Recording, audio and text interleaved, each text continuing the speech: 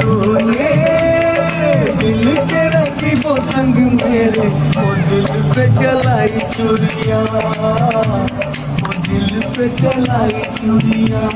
मेरा नाम राजू सरवन भाट है। उस रात मैं यहाँ सूरत आया हुआ था, तो मैं टेंशन में था। तो ये भाई है, ये मुझे जानते हैं सालों से, तो इन्होंने मुझे बुलाया, क्या हुआ? हमारा भाई बहुत टेंशन है। बोले इधर आ, मैं तेरा टेंशन दूर करता हूँ, गाना सुना। मैं बोला भाई गम वाला गाना गाऊंगा। तो बोले कैसे गाएगा? मैं बोला पत्थर उठा के गाऊंगा। तो पत्थर लिया, गाना इन्होंने बजाया, और मैंने तो मना किया था। इन्होंने, मेरे को मालूम नहीं कि मेरा शूट चल रहा है क्या हुआ। तो फिर इन्होंने मेरे को वायरल कर दिया सोशल मीडिया पर। फिर जैसे मैं दूसरे दिन सूरत गया, तो स्टेशन पर मेरे को 8-10 लोगों ने ऐसे घेर लिया। जी मैं गाना तो सालों से गा रहा हूँ, मैं 10 साल का था तब से गा रहा हूँ। ये जो पत्थर एक लड़के से मैंने सीखा था, वो ट्रेन में गया था ना, तो उनसे मैं सीखा था, वो आज मेरे काम आया।